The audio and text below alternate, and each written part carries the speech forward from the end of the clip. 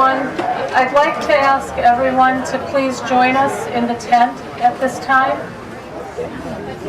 Good morning again, and thank you for joining us this morning as we have an opportunity for remembrance, reflection, and dedication on our collective history here within Western Massachusetts.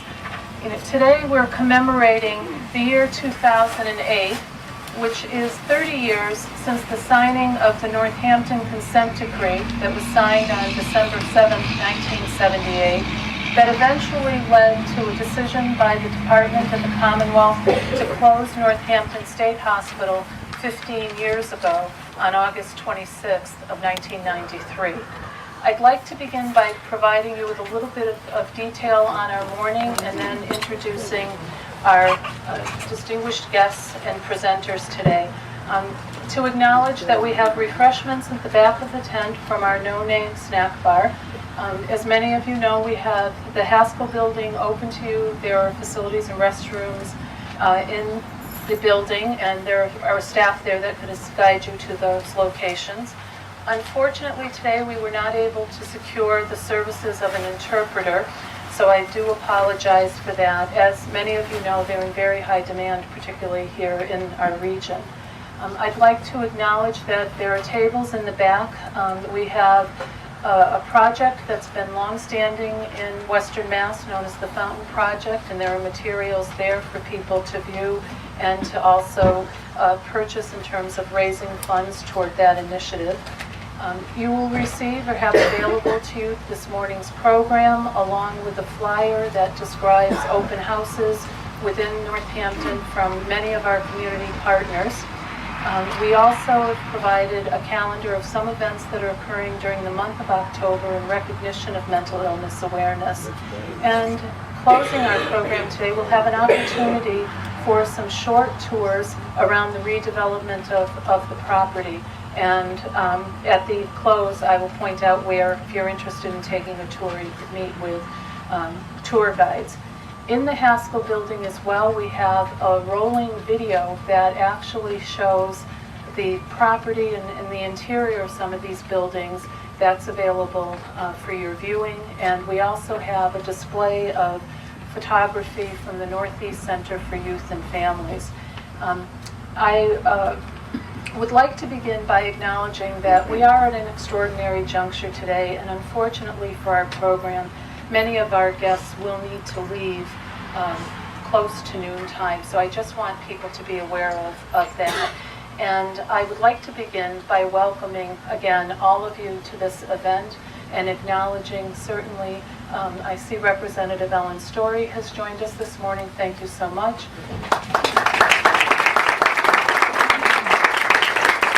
From Senator Rosenberg's office, we have Sean Berry, representing the Senator.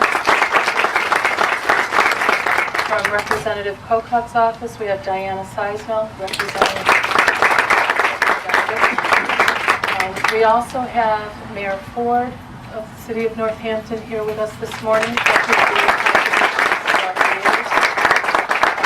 And we also have other public officials certainly from the City of Springfield, City Councilor Jose Tosado, and I'm the audience. And we will have joining us, I don't see her here yet, Elizabeth Cardona representing Governor Deval Patrick this morning. From our Department of Mental Health, I'd like to introduce Commissioner Barbara Leadham, who's here with us this morning, along with Deputy Commissioner Elaine Hill.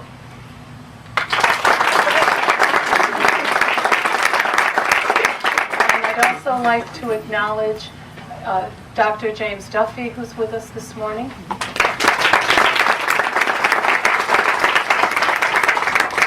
The members of our Western Mass Area Community Mental Health Advisory Board, thank you for being here. Most importantly, for also supporting and sponsoring this event this morning along with us.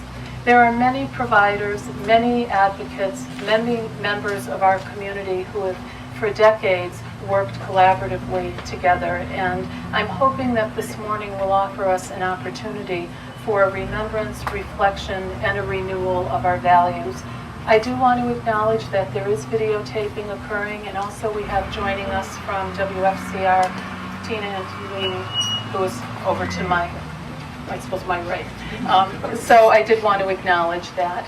I'd like to begin by having Reverend Peter Ives join us up front for a dedication.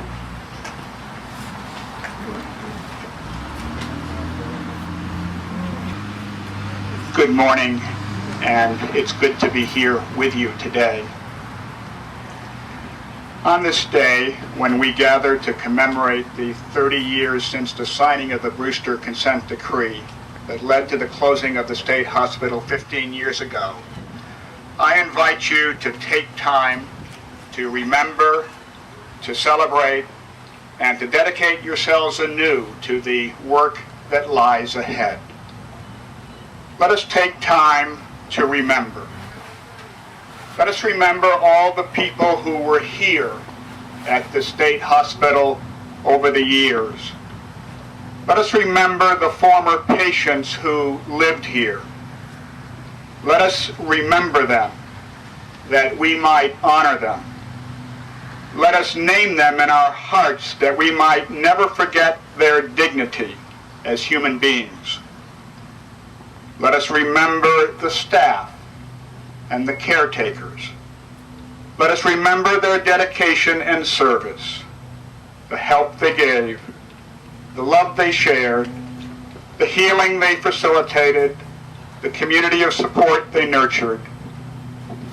At the same time, let us never forget also the lives that were lost, the traumas that went unrecognized, the diagnoses that were wrong, the treatments that were harsh, the pain inflicted, the isolation and loneliness experienced. Let us remember both the good and the bad today and learn. And let us remember all people who have mental illness today and all those who support them. Let us take a moment of silence to remember.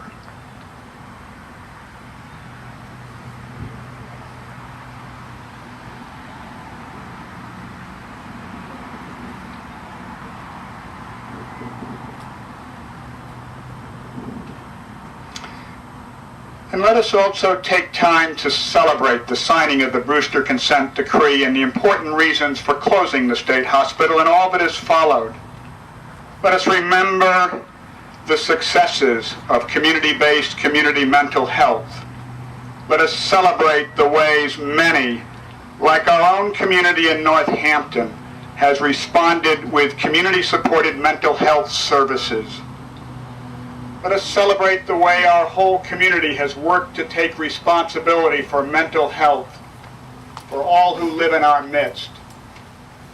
The caring and attentive ways of our mayor and city officials and the way they've responded, housing officials and teachers, police and firefighters, business owners, houses of worship, schools, community centers, shelters, including especially our own homeless shelter and hot meal program. Let us celebrate the way so many have come to feel a personal responsibility to help the mentally ill to feel they are not just in our community, but of our community and one of us. And let us remember the progress that has been made to create here on this village hill today a new community where those who still have mental illness and developmental disabilities can still have a home, a real home, on these grounds that once was the state hospital. And finally, let us take time to dedicate ourselves anew to the work that lies ahead. Let us dedicate ourselves to the ongoing challenges of supporting community-based community mental health. Let us individually and collectively refuse to succumb to the images of despair and the stigma so often associated with mental illness. In the words of Pat Deegan, a well-known ex-patient and activist, let us be a conspiracy of hope as we press back against the strong tide of oppression which for centuries has been the legacy of those labeled with mental illness. Let us refuse to reduce human beings to illness. Let us recognize that within each one of us there's a person, and that as people we share a common humanity with those who are diagnosed with mental illness. And let us recognize everyone's potential for recovery. And let us never give up hoping for recovery. Meaning, in Bill Anthony's words, that possibility of everyone living a satisfying, hopeful, and even contributing life, even with limitations caused by illness, and everyone being able to find new meaning and purpose and success in their lives as they grow beyond the catastrophic effects of mental illness. Let us dedicate ourselves to the work of support, healing, community building, and recovery that lies now before us all. Take care.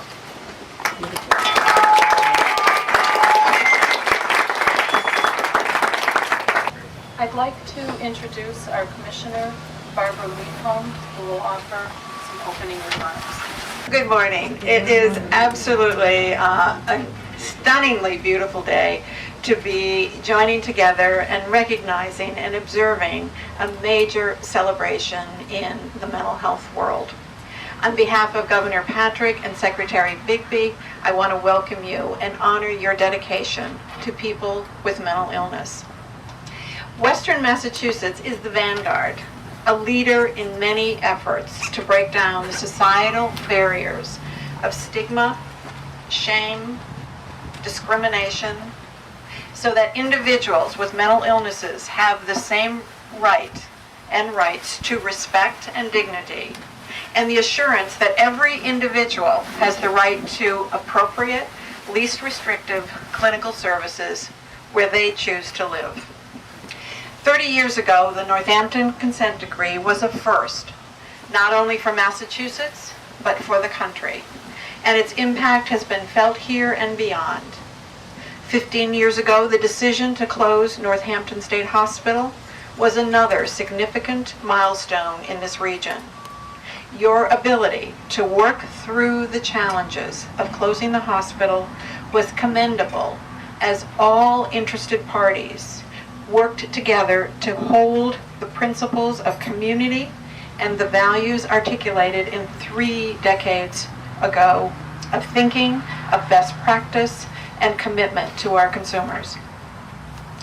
The shared vision and values of this landmark decree, together with the Foundation for Community-Based Mental Health Services in Western Mass, and the same vision and values resonate today as we emphasize that recovery for citizens with mental illnesses is a partnership with all of you, our consumers, our families, our advocates, providers, and the community. As you walk along the tours following the program, you will see before you a very powerful illustration of dedicated partnership among all of our stakeholders within the mental health community, the City of Northampton, and the Commonwealth. We acknowledge the foresight of Dukakis and the Weld administrations and of our Western Mass legislators. And again, I want to acknowledge Representative Story, staff from Representative Nagel and Representative Kokot, Senator Rosenberg, and the entire Western Mass delegation. You have ensured that the property of the former Northampton State Hospital is to be and was to be developed with the requirement that DMH consumers have housing and employment here. This serves to reinforce the values of recovery, resiliency, and most importantly, hope that individuals with mental illness matter, have a voice, and are never forgotten. As we reflect upon our history, we must use this observance to rededicate ourselves to the foundation that was built decades ago, to renew and reinforce the respect for personal autonomy and dignity of the individuals we serve. I want you all to know that my commitment remains to the principles of recovery and resiliency. We must strengthen and increase awareness of respect for consumers and families, dedicate our service to these principles, and really walk the talk of consumer involvement, self-directed care, and the ultimate goal of recovery for all citizens with mental illnesses. The life issues we all care about, employment, career building, education, living situations, personal empowerment, and quality of life, can be interrupted by mental illnesses. This can be devastating, and we all know it doesn't have to be, and often it is not. That is what hope can do. Restore those important connections to one's community, to employers, to families, to peers, and to social connections. Our goal is to help consumers reestablish normal roles in their communities. The consent decree put us on this path. Respect, dignity, and self-direction are cornerstones of our work. And most importantly, our starting point is always the strengths of every individual we serve. This is how we help create hope. I ask you to recommit your support and dedication to individuals with lived experiences in areas that define all of our citizens. This is also how we create hope. Today and every day, I am filled with hope because I know we have the capacity to draw upon our foundation, renew our commitment to recovery, resiliency, and vital partnerships that make it happen. And I'm sorry that I did not acknowledge the mayor. I want to also extend my appreciation for her coming here today. I want to actually have Elaine Hill join me just for a few minutes. Once again, I cannot underscore enough what you have done as leaders for really the mental health community and for Massachusetts. We're in pretty dire times right now, and actually the governor is going to be holding a press conference talking about kind of the fiscal outlook for the state. Elaine and I had planned on spending the day with you, and I'm disappointed to say that we'll be leaving at noon. But, you know, this is a time when we really need to rally together with a united voice. Once again, understanding that there are always opportunities, even when we are facing fiscal challenges. And it's critical that we continue to focus on what you really started here. The momentum is something that the whole state, and certainly us at the department and within this administration support. And we will continue to move forward, never wavering in terms of our commitment to supporting consumers living in the community, working in the community, and really having all the experiences that all of us aspire to in our dreams. And I'm going to give the mic to Elaine just for a couple minutes. And once again, Liz, I want to acknowledge your leadership here and the team of people that work with you. Your continued commitment. You're here every day doing what needs to be done, providing the leadership, and I am honored to be the commissioner for all of you. Thank you.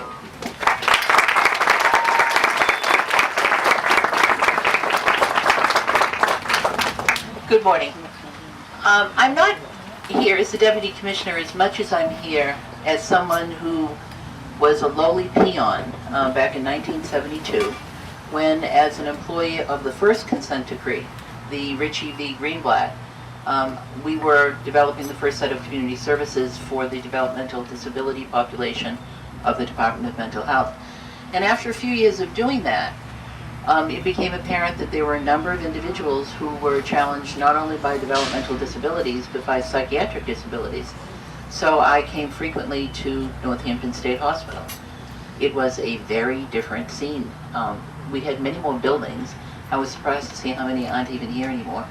And the ones that were up were quite operational. It was a pretty large population of patients in the hospital. But I had a very memorable experience at Northampton that I'd like to share with you. I was maybe 23 years old, and I came up to see a gentleman that was going out into the community, and it was about 2:30. It was a summer day, so I didn't have a coat on. And typically I would just leave my purse in the trunk of the car. So I went in and I talked to the man and we made our plans, and then I knocked on the window to leave because it was time to go. And a mental health worker came and I said, "It's time to go. I'm just telling you that I want to leave now." And he said, "Sure it is." And turned around. Now this was a different shift. I came in on the first, this was the second. And I had a moment of utter panic. Clearly I eventually got out. Luckily, they didn't do a mental status exam at that point to see if I should be allowed out. But I have some very fond memories of Northampton. And the thing that sticks with me all of these years later is that as transformational activities were happening on both the mental health part of the department and the mental retardation part of the department, it was very much a local activity. I remember very little intervention from Boston, but just about every aspect of this community was involved in problem solving and being creative, whether we were talking about the legislative delegation or the local community municipalities, if we were talking about the academic institutions. Everybody was putting forth their very best to make sure that these efforts were everything we wanted them to be. And I don't see any change in that. We're talking 30 years later, but we're still talking about the same kinds of partnerships with the same wonderful results. And even though the financial situation is extremely grim, I have every hope that this same manner of proceeding and problem solving will come to bear. So thank you for bringing me out this morning with the Commissioner. I really feel very badly not to be able to see some of the programs this afternoon, but we will be back. Thank you.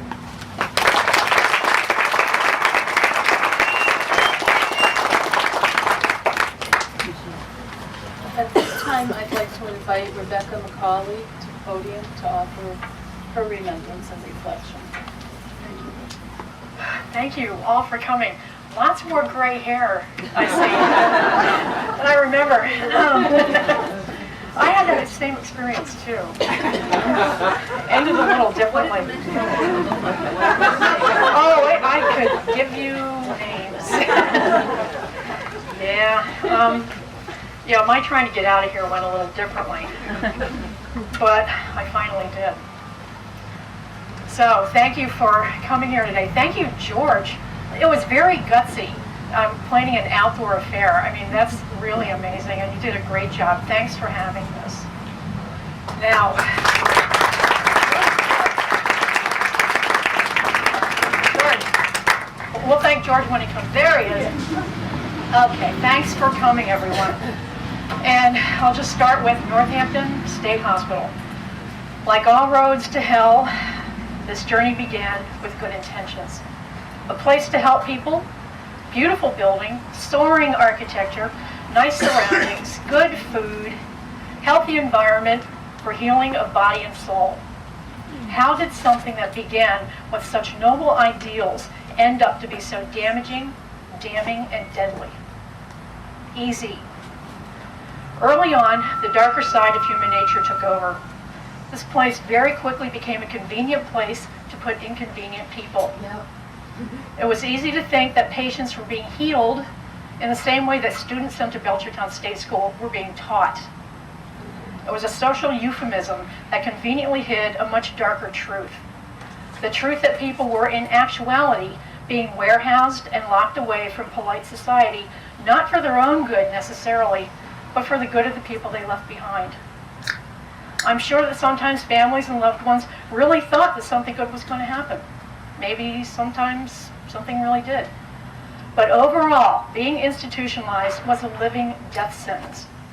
Even if you ever got out, you still had that scarlet letter emblazoned on your reputation and your soul.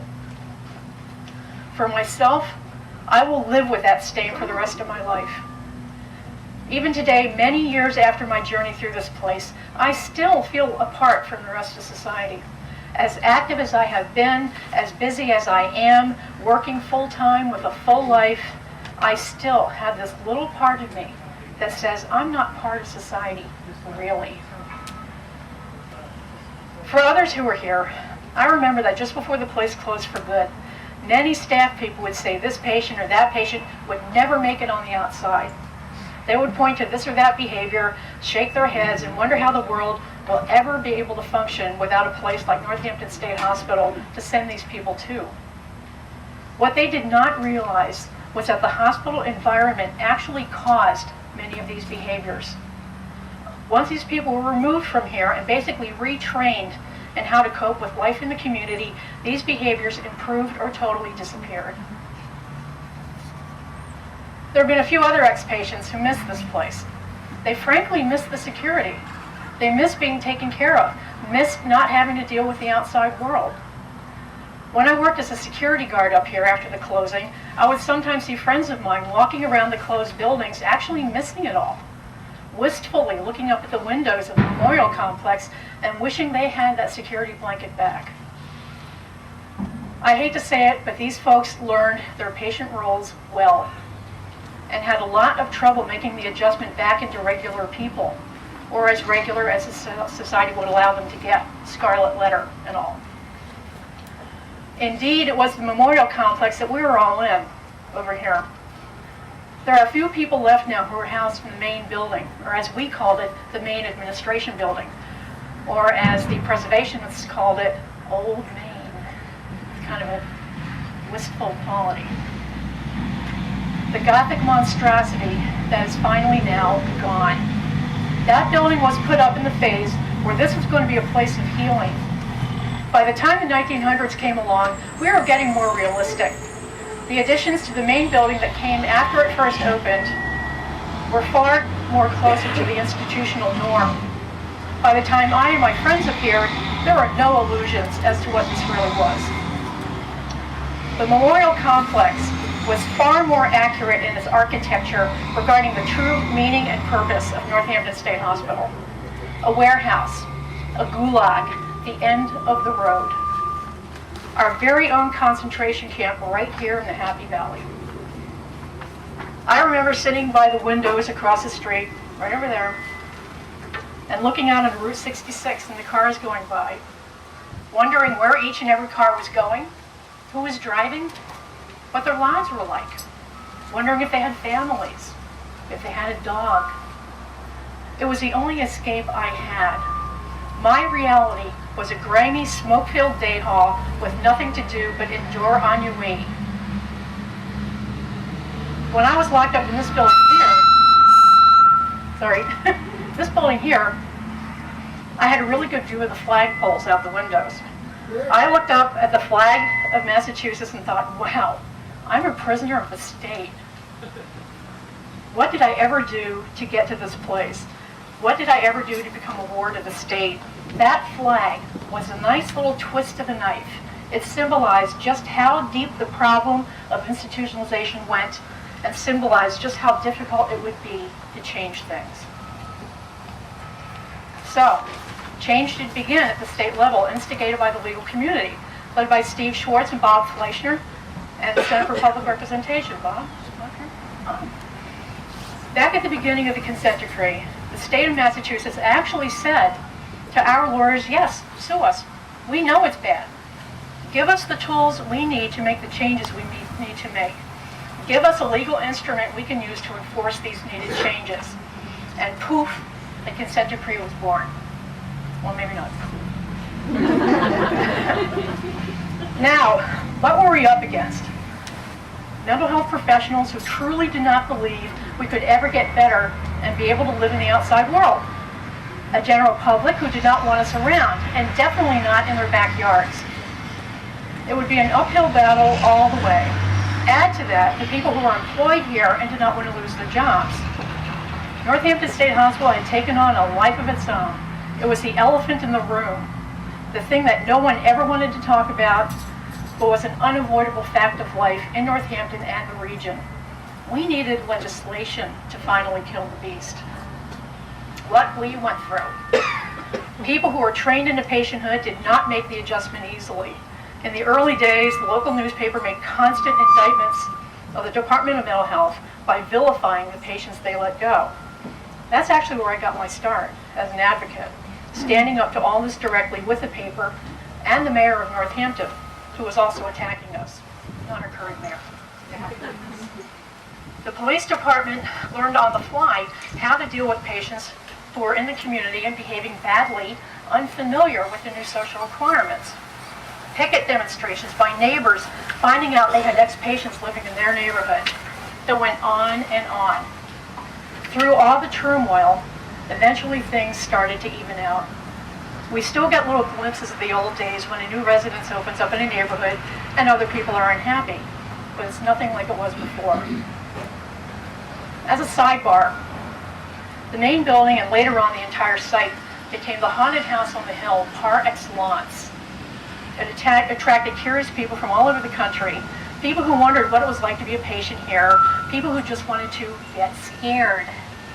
As a security officer up here, it was my job to catch these people. I worked the overnight shift. I had a total blast doing this. I had the most arrests with convictions of any guard who was ever up here. One of my favorite exercises when I caught someone, had them detained, waiting for the state police to arrive, I would ask them just what they came up here for. Often they just said to get scared. They heard the place was really spooky and haunted. I would just lean over them and say, "Boo! I am the scariest thing you're going to see up here." If they really wanted to get scared, I would tell them the truth about what it was like to be here as a patient.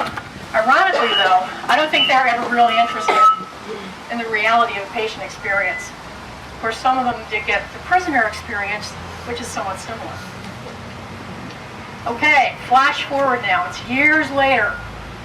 The beast is dead. But is it really? I actually don't think so. It lives on in psychiatric wards and general hospitals, which I don't have too much of a problem with, believe it or not. Yeah, sometimes you do need to get away for a bit. It's too bad it's to a mental ward right now, but it's a damn sight better than being written off forever in an institution. General hospitals don't want people there forever. It's not cost effective. Hey, I'll take it.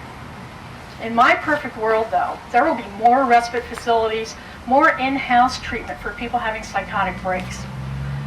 I truly do think that having a psychotic break should not dictate how you live the rest of your life.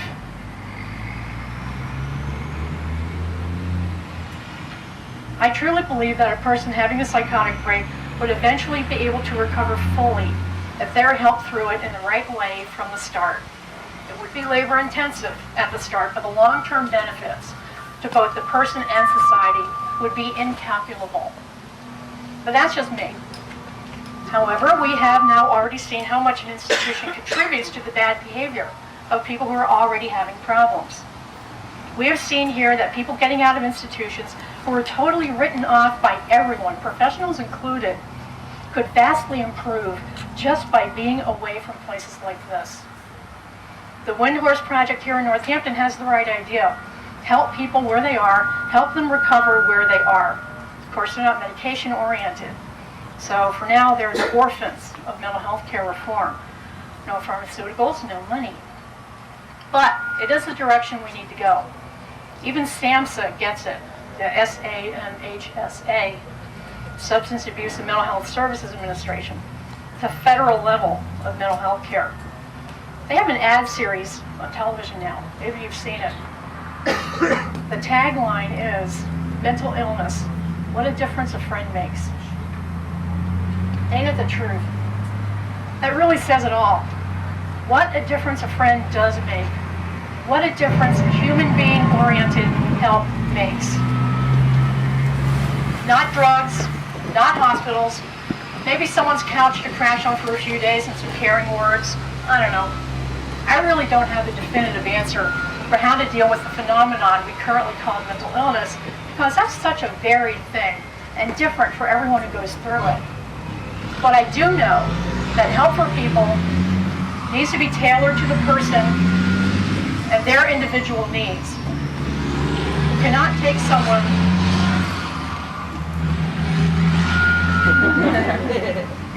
someone who's having major mental problems and lock them up with 50 other people who are also having major mental problems and expect them to get better. There's only one reason for doing that, and that reason is expediency for the people sending them there. The danger is always with us, though, to backslide. I remember once attending a meeting of the Save Old Mean group. They actually asked me to come. I said, "Do you know who I am?" At some point, someone said, "Yes, we can really make it nice and show them how it's done." I said, "Stop right there. How what can be done? Make it really nice, a nice place to lock people up, really nice surroundings, good food, healthy environment. Isn't this how this whole sleigh ride began? But that's how all of this can begin so easily once again. It will seem like a good idea at the time. It will seem convenient and cost-effective. We will rationalize it by saying something like, well, it's for their own good. We might even make the accommodations really nice to make us feel better about what we're doing.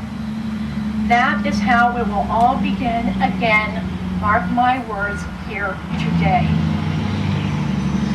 The Commonwealth of Massachusetts is enlarging Worcester State Hospital right now. They're making it nicer. Okay, we must remain vigilant about this. We can never forget what happened here. This was failed social policy that we need to hold up as an example of what does not work and never let it happen again. Thank you.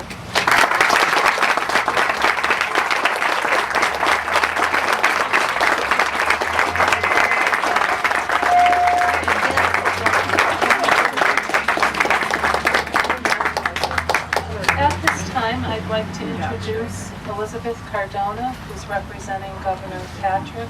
She's the director of our Western Mass office and will present a citation.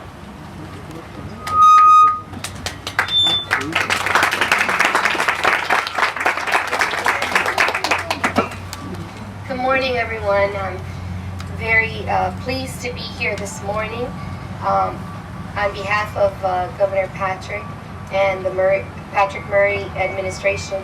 I also want to salute Mayor Higgins and Representative Story. Before I begin, I just want to add that, I'm certain that if we went around and asked everybody, we probably know a neighbor, a friend, a colleague, or even a family member who suffers from mental illnesses. And so today, this place actually brings me back to when I was a child. And oftentimes, I didn't know that Northampton was a city or a town back then. Instead, it was like the boogeyman, a place where people were locked away. And I did have the opportunity to come here and visit. And it was a very unpleasant place. And so I am so delighted that we have an administration and a commissioner and the leadership of Liz and her staff and so many people who are advocating not just for the services but also reaching out to the individual communities, because with all of this you have to have culture competency in mind. And so I'm honored to be here today to present this citation from the governor. On behalf of the citizens of the Commonwealth of Massachusetts, we are pleased to confer upon your organization this governor's citation in recognition of the 30 years of dedicated services in mental health advocacy in Western Massachusetts. And it's a new direction with new energy, and congratulations to all of you for your efforts.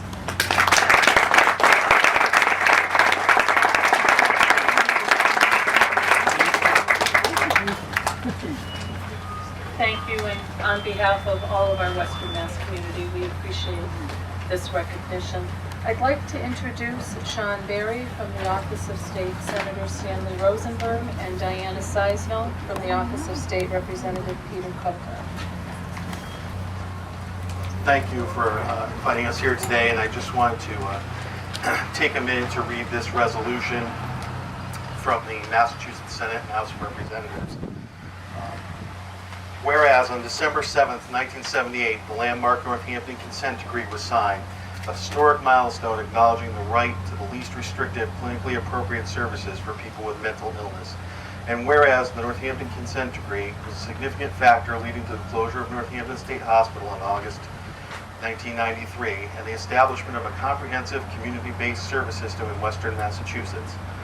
And whereas the issuance of the consent decree and the resultant closure of Northampton State Hospital led to the development of a network of community-based services that assists people in living independent and productive lives in their home communities and strengthens these communities by supporting the dignity and personal autonomy of each individual. And whereas 2008 is both the 30th anniversary of the signing of the Northampton Consent Decree and the 15th anniversary of the closing of Northampton State Hospital, and whereas these anniversaries provide an ideal opportunity to reflect on history, to explore the implications of decisions to close Northampton State Hospital, to develop a system of effective community-based services, and to renew the commitment to a mental health system that supports consumer self-direction, recovery, resiliency. And whereas such restructuring will encourage an increased use of peer sports, peer specialists, and consumer-run organizations that draw on the experience and wisdom of people who have received mental health services, now therefore be it resolved that the Massachusetts General Court hereby joins in celebrating the 13th anniversary of the issuance of the Northampton Consent Decree and further commends the collaborative efforts of mental health service providers during the 3 decades since that landmark decree to promote resiliency and recovery through community partnership. And be it further resolved that a copy of these resolutions be transmitted forthwith by the Clerk of the Senate to the Department of Mental Health, Western Region.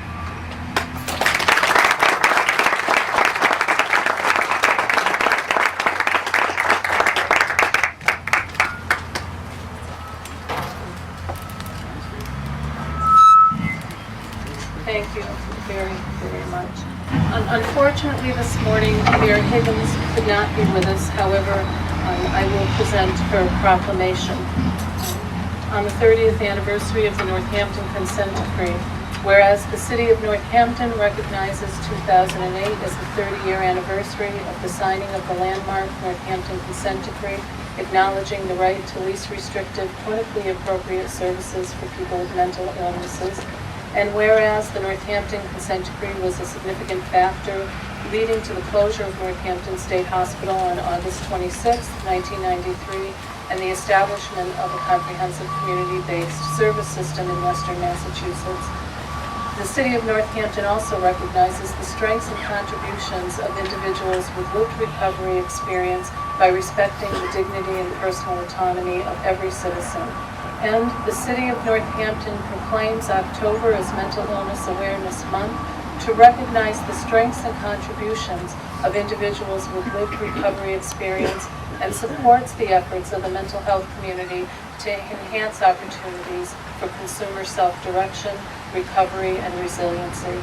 And the City of Northampton will continue in partnership with individuals with lived recovery experience, their families, friends, advocates, and community providers to promote resiliency and recovery.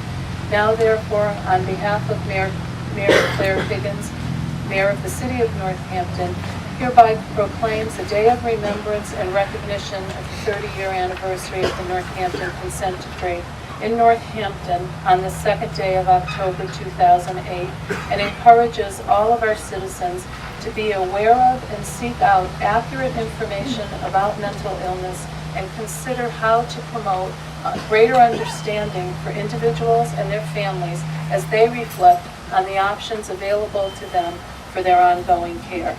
In witness thereof, I have set my hand and affixed the seal of the City of Northampton on the 2nd day of October in the year 2008.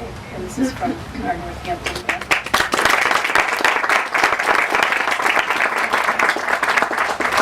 At this time, I'd like to introduce Robert Fleischner from the Center of Public Representation.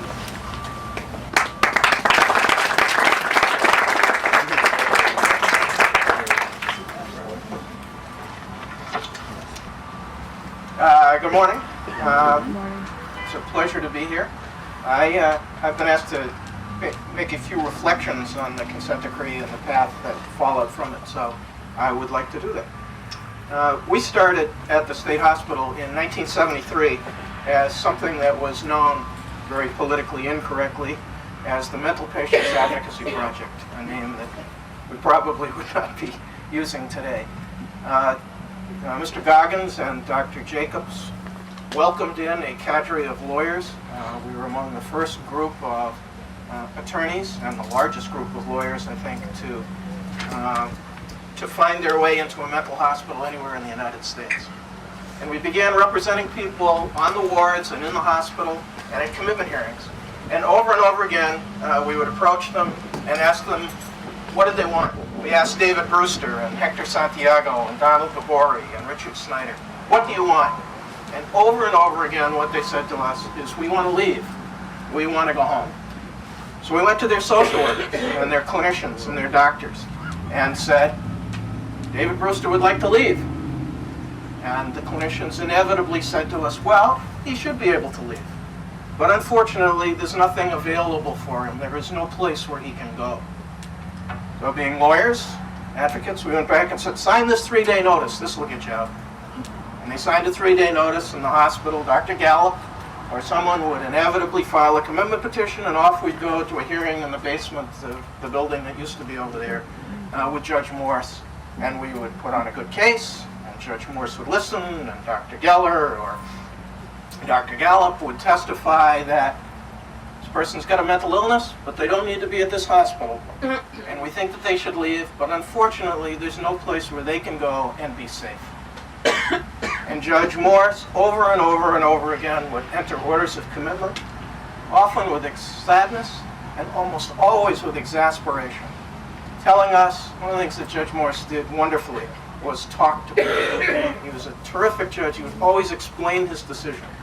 And he would explain it to our client and to us, saying that he was sorry, he wished that they could leave, he thinks that they should leave, but until the Department of Mental Health was able to provide something for them in the community, they couldn't leave, and they'd be committed. All this was happening at a time and in a backdrop, some of the things Elaine talked about. There was a consent decree at Belchertown State School. Interestingly enough, that case is still going on. Yesterday, the First Circuit Court of Appeals affirmed that the Commonwealth of Massachusetts could close the Fernald State School. But that was going on. There were cases all over the country, particularly in mental retardation facilities, establishing a right for people to live in the community when they didn't need to be in hospitals. There was also a lot of law. There was a very good federal statute establishing community mental health centers. Massachusetts had a wonderful statute, even in the early 70s, saying it was the policy of Massachusetts that people should live in the community in the least restrictive alternative. But the Department of Mental Health was without the resources to do that, and the community services just were not there. We would often at the commitment hearings have two options for people. If you were from Springfield, you could go to Mrs. Laragioni's if she had any openings. Remember that one? Not what we would say today was the greatest place to go. But she was a caring person who provided something for a lot of people who were able to leave. If you were from Franklin, Hampshire, you had an option of a couple of group homes. There were community mental health centers, but that was about it. There was a frustration at the hospital, there was a frustration among clinicians, and there was a clear frustration among the administration of the Department of Mental Health that something had to be done. So we did it. On December 15th in 1976, we filed a lawsuit, filed a complaint in the federal district court. It was one of the first complaints in the United States directed at a mental hospital as opposed to a mental retardation facility. It was a class action. We had 9 named individuals as plaintiffs, led by David Brewster. We were joined in the case by the Massachusetts Association of Mental Health. As far as I know, the only time the MAMH has been a plaintiff in a lawsuit. And by the Massachusetts Association for Retarded Citizens, now known as ARC, Massachusetts. As Elaine pointed out, Elaine Hill pointed out, the back wards of the Haskell building were a mental retardation facility. There were 2 back wards in this building with a number of individuals who had been moved from the Belchertown State School in order to get the census down there to Northampton State Hospital because they had co-occurring mental disorders with their mental retardation. So Mark was a plaintiff as well. The case is called Brewster versus Dukakis because Governor Dukakis was the governor and he was the first named plaintiff, first named defendant. Commissioner Robert Oken was a defendant, as was the late Ray Breen, who was then the regional director, that day's equivalent of the area director. And 5 of the area directors, Joe Van Honecker, Andy Phillips, Frank Robinson was a defendant, he's here, Carrie Holland, and Evelyn McLean. Dr. Jacobs, who was the superintendent, was a defendant. We were fortunate to draw Judge Frank Friedman as the judge in this case. At that time, Judge Friedman had just begun to move the federal court into Springfield, so that there was a full-time federal court sitting in Springfield for the first time. The first year or so of the case was litigated. Surprisingly enough, or not surprisingly enough if you've ever been sued, although, as Becky McCauley pointed out, we were somewhat invited to bring this lawsuit. When we brought it and people were actually served, the reaction was a little different than what we hoped for. And the case was contentious for about a year. A turning point in the case was when Steve Schwartz filed a motion asking the judge to invite the Department of Justice to join the case as a plaintiff. The Department of Justice has done a lot of litigation around the country on mental hospitals, and I've been very involved at that case, at that time in Wyatt versus Stickney, which is the grandmother and grandfather of all the institutional cases. And that one just ended about 2 years ago. Judge Friedman said he wasn't going to do that, and he wanted the parties to start meeting together to try and see if they could settle the case. And if he couldn't, then he'd think about inviting justice. It was at that point, I think, that the most remarkable part of the early stages of this case happened. We're very fortunate throughout the history of the case to have great representation from lawyers in the Department of Mental Health, particularly Dick Ames, and in the Attorney General's office from a long line of very good lawyers, Bill Pardee, Steve Rosenfeld, and others, Catherine White. A lot of lawyers in this case have gone on to be judges and commissioners in other areas, as have a lot of the defendants. But the parties got together and began a planning process. And the planning process involved the local administrators from DMH, the lawyers from our side, and experts that each side brought in.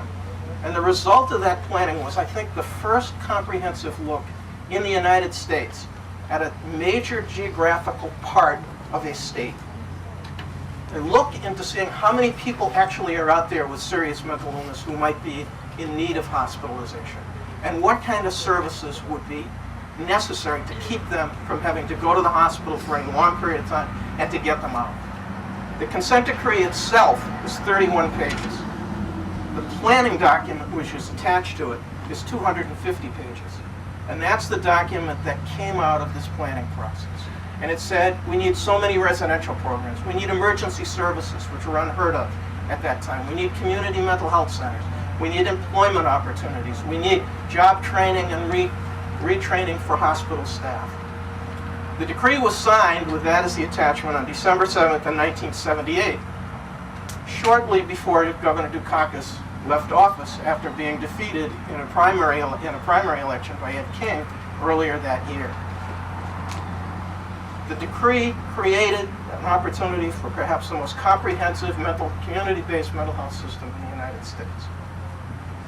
And despite a period of long period of resistance, particularly during the King administration until Governor Dukakis came back in, I think it's worked. And it's worked for a number of reasons. And these are some of the ones that I think are particularly important. We had in this state at that time, and in this part of the state in particular, an extraordinary collection of DMH administrators. And I don't say that just because they're all here, but it's true.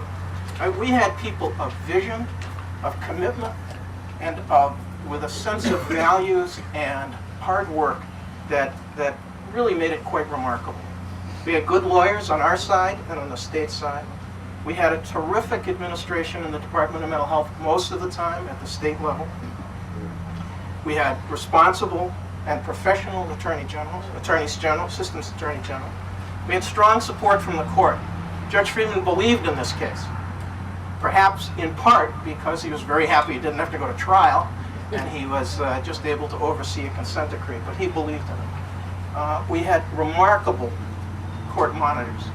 Michael Ponzer, who was the first court monitor, was an extraordinary addition to the implementation of the decree, kept all of us working together, working toward common goals. And Joe Ceccia, who succeeded him when Michael Ponzer went on to succeed Judge Friedman as the federal judge in Springfield, was also a very important factor in the decree. We had a committed, innovative, visionary group of providers. It really is. You think back, I was remembering with someone just a little earlier about the small agencies that started up with new ideas to serve elders, to serve people with severe medical problems, to serve people with dual diagnoses, and to do that against community resistance, to stand up in some of the areas where these programs are not welcome, to find new ways to deliver services. It was really very extraordinary. Another thing that I think is unique and remains unique is that Michael Hogan, when he was the regional director, brought in and infused throughout the system a clear values base. He actually hired Michael Kendrick to be sort of the values guy. Keep everybody, make sure that they had their heads on straight, or if you didn't like what he was saying, not so straight. But at least to make sure that everyone was working from a common sense of what people could achieve and what a system could do. And we've done a lot of work like this in other parts of the country, and I've never seen anything duplicated like that. An infusion of that. Everybody here went to PASS training, probably. Many of you probably hated it. Many of you thought this is the closest thing to communist indoctrination we're ever going to go through. Right? But everybody went, and everybody left there with some common sense, understanding of what people could do and ways in which we devalue people when we don't treat them with dignity. We were fortunate to have the support of advocacy groups, MAMH and MARC, and I think that we had a very dynamic and growing chapter of NAMI in Western Massachusetts. Tex and Jane Mosher and a number of other people leading the growth of the parent and family movement. Although we disagreed with them about a number of things, they were very supportive of community placements. They were a check on us and on DMH, and played a very, very important role and are a dynamic force in the case. Despite the problems that Becky talked about, we really did have welcoming communities. We were fortunate that the community resistance was isolated. I remember, Becky reminded me in her speech, of a group home going in Springfield in a neighborhood with the signs, crazy people on the street, save your children, let everybody go. And that protest was largely put down when a group of nuns from a nearby convent went to the house and stayed in front of the house and prayed for 2 days. And the neighbors went away and the signs came down. It was an amazing bit of faith and commitment, and it worked. More than anything else, I think we had a remarkable group of consumers and patients at the state hospital, many of whom had lived there for years. The Haskell building, part that wasn't housing people with mental retardation, housed elders. Many of them had been there for 30 and 40 years. And when the monitor did his survey of the value of community programs, he found that the elders had done more and done better in adapting to the move to the community than any other group of people who had left. The clients at this hospital, the consumers, the residents, accepted the challenge of community living. They believed in themselves and in the possibility of recovery. They often, but not always, welcomed the care and the intervention of their caregivers, and they succeeded. Not always the first time, not always the second time, but they did succeed. To everybody. Everybody's recovery is different. It's not a one-size-fit-all, box. Everybody has their strengths. Everybody has their weaknesses. Everybody deals with. I still hear voices and still a little delusional, but I'm doing my best. But we can do it. Thank you.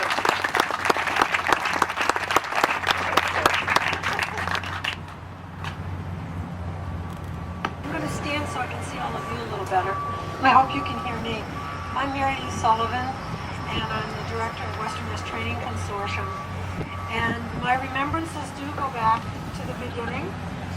I was working for the Department of Mental Health when the consent decree was This has a really good zoom on it. Really smooth zoom. area, and then I was in Boston as assistant commissioner under Bob Oken and Ray Breen. and then came back to Western Mass to be at the consortium and have been there since 1980. So like many people who've spoken this morning, have a long-term perspective. And I wanted to talk about three sort of themes in my mind, and they've been touched on by other speakers. One was the values that underlie the consent decree and the progress that has been made. A second was a real development of vision that went from community service to community life. And the third theme was the wisdom and leadership of people with lived experience. And those three themes have been profound in my life and continue to evolve and inform me. Bob Fleischner mentioned that one of the things that was unique here in this area was our emphasis on values training, on values discussions, and I think that that has been a huge part of our story. And there are parts of it that are controversial, there are parts of it that people don't buy into, there are parts of it that I think have made all the difference and can continue to make all the difference. For me, the key of having the Safeguards project that was under the consortium for many years was really to underscore that we needed to work in multiple ways with people and on behalf of people. And one was on how they are imaged, and another was on enhancing their competency and their ability to function in the world. And those two messages are really the core of social role valorization or normalization, is enhancing image and increasing competency. And I think sometimes we forget the simplicity in a way, get caught up in some aspect of one tenant or something that becomes distracting, because I think those are still profoundly relevant today. Many years ago there was a study, I have to say many years ago because I think it's like a minute ago, but you know, decades go by. Deb Reedy did a study on stigma, and she interviewed people all across the region. And I remember a man, Leo Stack, who was president of our board at that time, wonderful man, and he was one of the people interviewed, as was his daughter, and yet he read this study afterwards and he said, I'm kind of surprised. It sounds like stigma really comes from services. It shouldn't be a surprise. We sort of feel like it's those public messages, it's those people in Hollywood or developing TV shows, but we have to look at what we're doing that are sending messages, how we're imaging people, how we're talking about people. That's profound. Contractor who reconstructed the apartments here in the Hilltop apartments, Quadro and Cerruti, went out of their way to hire mentally ill people, and I think even in one case wired a person so that now he has his union membership in terms of members, which is to say the vision which was shared by Ken and by so many others has and is bearing fruit. We've not yet sorted out the conflict between the right to refuse treatment and the right to have treatment.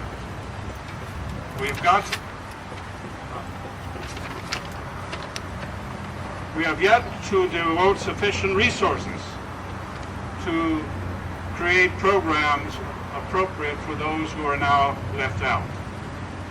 So we need in the future new people like Ken Landon, who will fight, agitate in their advocacy for treatment for these people.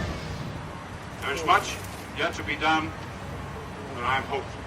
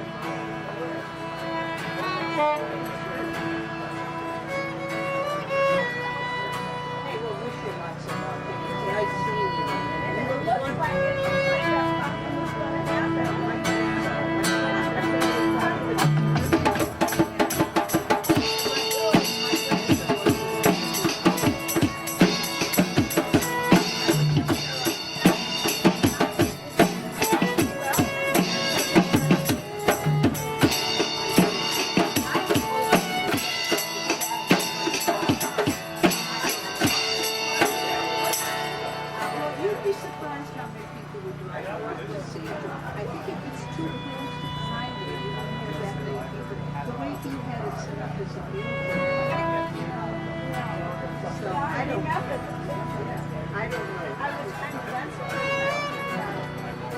know.